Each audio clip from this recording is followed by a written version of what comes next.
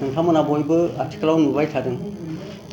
आं रतेन्द्र दैमारी धनस्री ब्लक इउपिपिएलनि आफादगिरि रतेन्द्र दैमारीया रौता प्रेस क्लाबनि आफादगिरि आब्दुल आवाल बिथांखौ दाबि धुमकी अश्लील व्यवहार खालामदों होननानै बिथांमोना प्रेस मिट होदों अरांनि मोनसे प्रिन्ट मिडियायावबो बिथांमोना लिरदों आरो मैया एबिएमसुनि टाइसन ग्रुपनि टाइसन आफादगिरि बिथाङा इक्राबारियाव फैदोंमोन बेयावबो बिथांमोना बिदि एरनानै बा खोन्थानानै होदों खोमा आरो बेबायदि आब्दुल आवाल चतुर्थ स्तम्भ जितु डेमक्रेसिनि ब्रैथि खुन्थिया मिडिया बा खौरां बिजोङाव खामानि मावनाय बिथांखौ बेबायदि दाबि हुमखि तुच्छ ताच्छल्य खालामनाया मोजां जायाखै बे खोथाखौ बुंदों किन्तु आं दिनै स्पष्ट होनो नागिरो आं रतेन्द्र दैमारीया दिनैसिम आब्दुल आवालखौ बिदि खुनु थ्रेटेनिं दाबि हुमखि गाज्रि बेबहारबो खालामाखै किन्तु मोनसे डिबेट जादोंमोन सानैजों थांनाय 28 तारिखआव बिथांजों मोनानि 9:43 डिबेट जादोंमोन डिबेट जानायनि खारना जाहैबाय थांनाय 5 बोसोर जोंनि इउपिपिएल सरकार दङमोन आरो प्रमद बर' दैदेननाय बिथाङा समाजनि मोजां खामानि मावनो थाखाय मन्दिर मस्जिद गिर्जा बा धोरोम अनुष्ठानफोरावहाय आलारि सोरां होननाय 2 लाख करि मोनसे आसुनि लाबोदोंमोन आरो बे हिसाबै पश्चिम दिप बिसरानि मस्जिदावबो बे 2 लाखखौ मोनदोंमोन किन्तु बै समावहाय जोंनि हेंथा हान्जानि बिथांमोना बे सेगा भुवा मिसा भट कालेक्ट खालामनो बायदिसिनाबो बानसावदोंमोन बे थांबाय किन्तु बे आलारि सोरां बिथांखि हिसाबै मस्जिदा मोनबाय फैसाया हाबबाय बेवहाय मस्जिद कमिटिनि नेहाथारि हिसाबै इक्राबारि प्राइमारि कमिटि इउपिपिएलनि भाइस प्रेसिडेन्ट बिलाल हुसैनाबो बेवहाय सेक्रेटारि हिसाबै दङमोन आरो बिथाङा रेभिनिउ मेम्बारमोन जिहेतु बे गामियावहाय जोंनि मोनथिनायाव बेवहाय इउपिपिएल हान्जाया एसे अनजिमाया खम बिपिएफआ बांसिन जिहेतु बिपिएफआ 17 बोसोर सासन खालामदों दा बे हिसाबै बिलालनि बुंनाय मथे बे आसनिनि जिहेतु 2 लाख चेक फैबाय जोंनि सरकारा होबाय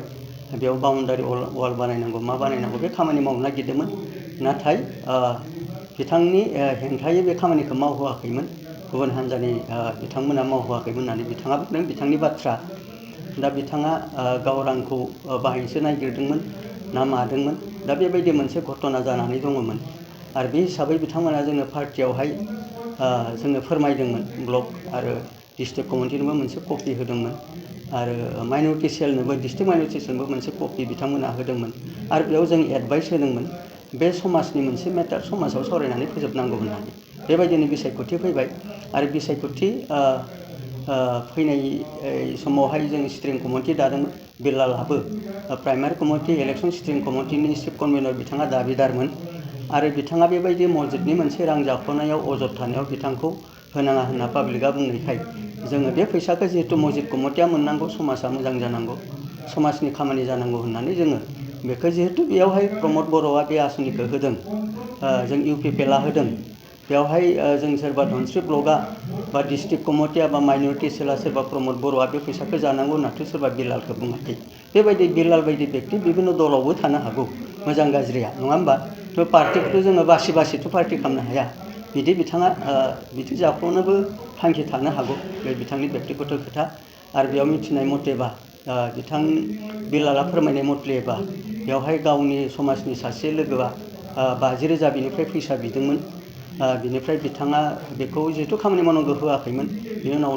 बिथाङा 5,000 होदों होननानै बुंदों दा बे फैसाखौ मोनैबो बेखौ बेबायदि षड्यन्त्र खालामनानै बिदि खालामदोंबो जानो हागौ मोनसे बिथांमोननि समाजनि थासारिनि खोथा थ' बिलाला दिनै मस्जिद कमिटिनि बे फैसाखौ थानानि लेंहरनायाव थानानि बिथोन मथे बिथाङा 1 लाख होबाय आरो दिनै 1 लाख होनायनि खोथा दा बेवहाय बेखौ लानानै बिथांमोना निउस मिडिया मोनसे खालामदोंमोन आरो बेवहाय आङो निउसखौ सोर खालामदोंमोन होननानै आवालखौ लोगो हिसाबै बिथाङा लोगो थांनाय 5 बोसोराव जों सरकारजों हिसाबै जोंजोंनो खामानि मावदों बेबायदि जों मदद होलायो जोंनोबो बिसोरखौ नांगौ जोंखौबो बिसोरनो नांगौ बेबायदि मोनसे मोजां सम्पर्क दङमोन किन्तु बिथाङा बे निउसखौ लानानै रायजोआ जि बुंबाय बेखौ दामबाबो जायोमोन किन्तु बेयावहाय नुदोंमोन माने डाइरेक्ट प्रमद बर'नि फट'खौ होनानै UPPLनि खोथा लाबोदों बिनिफ्राय जोंनि जे बबेबा प्रग्रामनि गोबां फ्लेग थानाय बेखौ बिराद दामदों रुजुगेरानि फट'खौबो लाबोदों बेखौबो ब्लार खालामाखै बिनिफ्राय बिलालजों आंजों बबेबा मोनसे समाव फट' लानाय दङमोन बेखौबो बिथांमोना बेयाव लाबोदों आंखौ ब्लार खालामनो हायोमोन अब्ला बेयाव प्रमदा इनभल्भ गैया UPPL हिसाबै इनभल्भ गैया बा आं गैया बा रुजुदा गैया दा बेखौ बिदि खालामनाय नुनाय दामनाय नुनानै आङो मोनसे रियेक्ट जादों थ' बिथाङाथ' बेखौ दिनै ब्लार खालामनानैबो होनो हायोमोन आरो बिथाङा सासे बे ओनसोलनिनो कनसियासनेस मिडिया बा व्यक्ति हिसाबै बेखौ बे समाजनि जिहेतु जेंना बेयाव पार्टी बा सरकारा होबाय बेयाव जेबो इनभल्भ गैया बे हिसाबै बिथांमोना सावरायनानै बे समाधानखौ खालामनो हायोमोन जिहेतु दायो समाधान जाबाय किन्तु बेखौ खालामालासिनो बेखौ मा इन्टेनसन लानानै दिनै दोलोनो नारहरदोंमोन बेखायनो जोङो बेखौ उनाव सावरायगोन होननानै जों दोनथ'नाय जादोंमोन आरोखि दा बे खोथाखौ लानानै आं आवालनियाव सोंहरनायाव आं बिथांखौ बुंदोंमोन बेखौ आंनि फट'खौ नोंथाङा मानो ब्लार खालामालासिनो होखो बे खोथाखौ बुंनायाव बिथाङा माने मोनसे बेलेग सेन्सआवहाय बिथाङा बुंदोंमोन जे जों मिडिया बोरै निउस खालामनांगौ बोरै दामनांगौ बेखौ निति शिक्षा होनो नोंथाङा नाङा बेबायदि बुंनायाव आं एसे बिथांखौ लोगो हिसाबै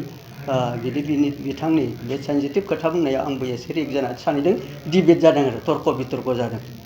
नोङो पार्टी हिसाबै मानो फकास खालामदों बिलाल हिसाबै नोंगौ जोंनि पार्टीनि बिथांनि पदबिखौ बुं बिथांखौ नोंथांमोना दायनिगिरि हिसाबै बुंनो हायो जोंथ' पार्टी हिसाबै सोरबा रतेना सोरबा प्रमदा सोरबा रुजुदायाथ' बेखौ बिदि खालामनानै बुङाखै दा बे खोथाखौ बुंनानै जों सानैजों डिबेट जादों डिबेटआ जोब्बाय बास बिदिनो अखानायै खिन्थु नुबाय माने प्रेस मिट होदों प्रेस क्लाबावहाय रौता प्रेस क्लाबाव प्रेस मिट होदों बेवहाय बिसोरो प्रेस बिबृतियाव लिरदों रतेना बेबायदि माने चतुर्थ स्तम्भनि सासे निष्ठाबान कर्मिखौ बेबायदि हमखि होदों माने अश्लील बेबहार खालामदों बायदिसिना बिदि बुंदों नंगौ डिबेटआव एसे रागा जादों किन्तु आं बेखौ लोगो हिसाबै बिदि हुमखि होनो गोनांबो होननानै सानाखै हुमखि होथावना सुबुंबो नङा लोगो हिसाबै बिथांखौ मालाबा जोंनोबो नांगौ दा बेखायनो दिनै खौरां बिजोङावहाय बेखौ बिथाङा फकास खालामबाय थादों बेखायनो आं खौरां बिजोंनि गासै लोगो गासै फ्रेन्ड सार्कोल मिडिया बिथांमोनखौ आङो अननानै आपिल खालामो बेखौनो खौरां बिजोंखौ गाज्रि मोननानै सोरबा खौरां बिजोङाव मावनायखौ बिदि इनडाइरेक्टआव खौरां बिजोंखौ टारगेट खालामनानै बिदि बुंनाय बे नङा जों व्यक्तिगत लोगो हिसाबै डिबेट मोनसे जादों बेखिनि बाथ्रा दा बेखिनिखौनो आं नोंथांमोननो फोरमायबाय आरो जाहाथे नोंथांमोना बिदिनो गोरोन्थि बुजिया बिथांनि जि मोनसे खालामबाय थादों थ' बिथाङा जेरै माने आंखौ माने बिथाङा माने हतागस्त्र जादों बेबायदि खोथाखौ बुंदों नाथाय आंथ' दिनैसिम रियेक्टखौनो होआखैमोन दिनैसो आं होदों आरो बिथाङासो जादों बिनि थाखायनो टाइसन बायदिनि हेल्प लानो गोनां जादों सोरनोबा फोसावथिंगासिनो दङ खारन आंहा बिदि साननायबो गैया सोरखौबा हुमखि होनाय साननायबो गैया खारन जोङो खौरां बिजोंखौ एनि टाइम नांगोन जोंनोबो बिसोरखौ नांगोन दा बे जिहेतु फैसा जानायनि बेखौ जिहेतु जोङो आयेननि बेबस्था लानो रायजोखौ खावलायदों बे हिसाबै बिथांमोना एजा होदोंमोन आरो बेबायदिनो 2 लाख फैसानि गेजेराव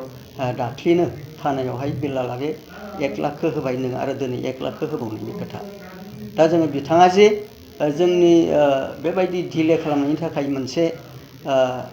दिनै जोङो बदनाम मोननो गोनां जादों बेखौ जोंनि बयबो मानसिफोरा जोंनि पार्टीनि वर्कारफोराबो मिथिदों दुखु फोरमायहरदों दा बे हिसाबै जोङो बिथांखौ माबा मोनसे दोलोनिफ्राय दान्दिसेनि थाखायबो बेबस्था जों लानो हागौ बेखिनिखौनो आं फोरमायबाय थेंक इउ गोजोन्थों